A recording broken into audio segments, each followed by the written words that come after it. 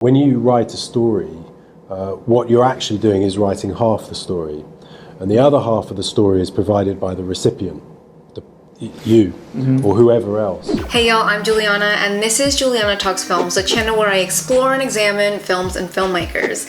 If you love films and filmmaking, consider subscribing for weekly videos. Today we're hearing from notable auteur Alex Garland, who has given us some hard-hitting sci-fis over the last few years, including 28 Days Later, Ex Machina, Annihilation, and most recently the FX on Hulu show Devs. If you guys are interested in seeing a review or analysis video on Devs or any of Alex's other shows or movies, or I guess movies because he's only done one show, leave me a comment below and let me know. Alex is a deeply inquisitive auteur with a grand fascination for the sciences, particularly related to society, physics, artificial intelligence, psychology, and quantum mechanics. So to understand how he works and what inspires him, let's delve into my interpretation of his top 5 lessons on filmmaking. Having strong, powerful voices makes it better, as long as you're not fighting.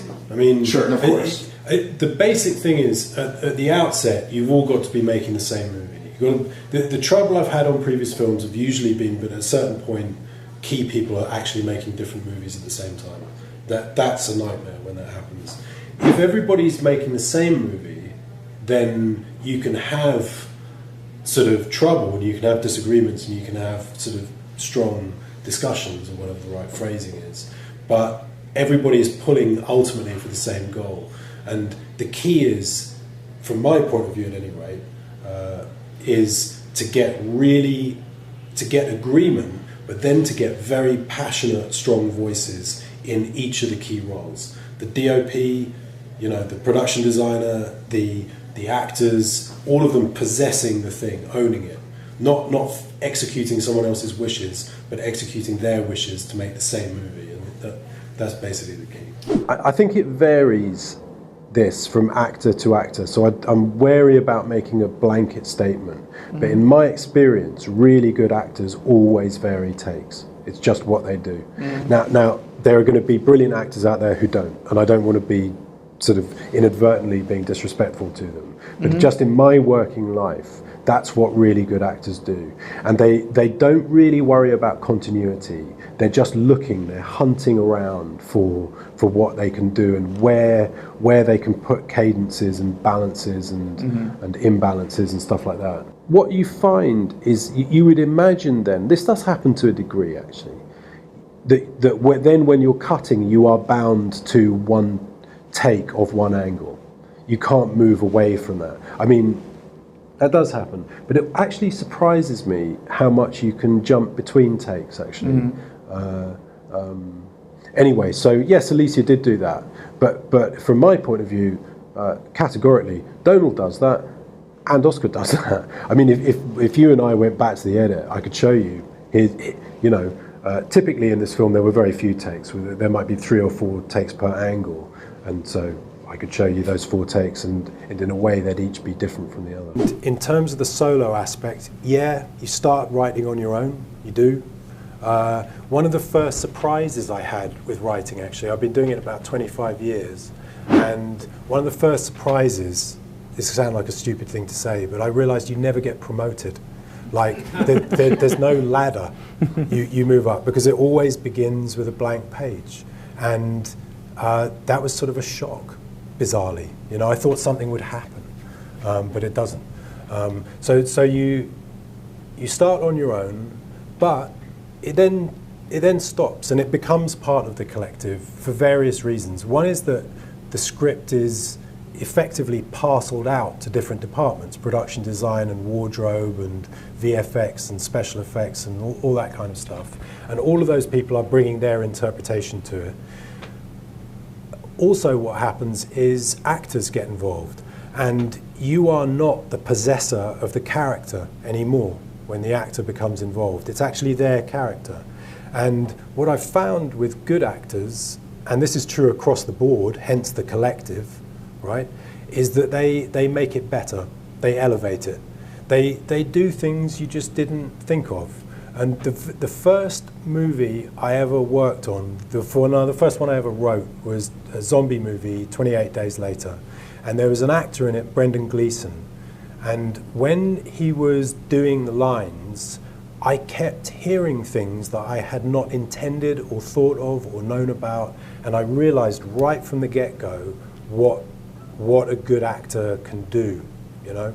And so yes, it begins on your own, but it then really becomes like everything else in the film, which is part of a big conversation amongst the autonomous units. That's connected to another thing, which is something I personally find very interesting. I've been thinking about this since I first started this job 20 years ago, really, which is that when you write a story, what you're actually doing is writing half the story, and the other half of the story is provided by the recipient, you or whoever else, and their agendas and their interests and their lack of interests. People are very selective about what they choose to see or don't choose to see in a story. One person might find a story very rich, another person might find a story very empty. It's the same story. The way I frame this in my head is you get lawyers and judges whose job it is to work out the ambiguities in meaning in very short sentences that were written in law in order to be as clear as possible and to remove ambiguity. But there's still ambiguity even in these statements. So the complexity that you then find in a narrative is literally exponential. If you think of the number of nuances and ambiguities that exist within the story, it's just like off the charts in terms of the amount of interpretation you can place on that. So your version where you're not interested in that, for me, is completely legitimate. I mean, properly legitimate. I have no discomfort or anything with that at all. I guess that is aimed at the audience member who is going in there in a slightly bristling way because he knows all about Blade Runner and he knows the tropes of sci-fi and he kind of wants to second guess everything, and it's almost like an aggressive audience member who's hunting. Other people are just happy to let the story unfold and take it where it wants to go, and it's different horses for courses. I knew when I came up with the story that I couldn't tell the story in 2 hours. So in a way, it could only ever have been a TV show if it was going to get filmed. But years and years ago, I used to work as a novelist, and what I found was that the closest parallel for me in writing terms was in writing novels. And so weirdly, it was more familiar than I expected it to be. I mean, in effect, the episodes become like chapters. But it was also, I mean, it was great for me in a whole number of ways. It was liberating to have that much time to play with and to be able to sort of explore the things up to the level I felt able or wanted to explore them. There's other things too which are more discreet, you know, like if you work in film, however much you try to close it out, there's going to be this judgment day, which is the box office of the opening weekend, and that becomes the thing you're judged by. Your work is defined by? Yeah, exactly. And to an extent, you're free from that in this world of television. To me, it feels more like a bookshop. There's a lot of titles there. Some of them might take 6 months or a year to kind of float out of the bookshop. And one of the nice things about streaming services, in truth, is that they stick around. They can be watched 2 years after their original release. In cinema, in the intended place for the medium in a big screen, that just isn't true. It's weeks. My favorite tip was number 3. Let me know in the comments what your favorite tip was. And while you're at it, let me know if there are any other filmmakers that you want to see and hear from in future videos. Thanks so much for watching, and as a bonus for sticking around till the very end of this video, here is a bonus tip as well. Enjoy. So mechanical processes, the first thing I do, it's been this way on every script I've worked on since Sunshine. So not 28 Days Later, but everything since then. I open up a final draft, and I write about a page of story beats, which would be single lines. So spaceship on the way to the sun, you know, 7 characters or 8, or I can't even remember how many there are. So it goes on. And just single lines. And the lines are the basic beats of the story.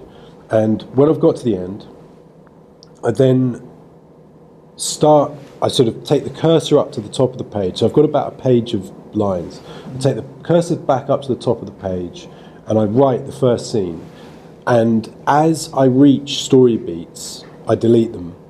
So eventually, the script is getting longer and the story beats list, which is only a page, is getting shorter. Eventually I delete the last line, and at that point I've got a full script, and that's it. So that's a first draft, and it will be crap. But that's okay, because I know that there's a couple of things I get from that. One is you've got something to work with, and it's getting to that point that's often the hardest bit. And also, I've done as much as I can to leapfrog the sort of treatment type stage, which and the meetings type stage, because all of this relies on it being a spec script. And the problem with treatments and the problem with meetings is, A, other people will want to have a say, and also you can convince people of stuff in a meeting by being persuasive, and you can persuade people in a treatment by what you miss out, that something works. You can trick them, and you can also trick yourself. And the only way I know of finding out whether a script works is to write it. That's me. I mean, I'm sure other people it's not like that, but that's how it is for me.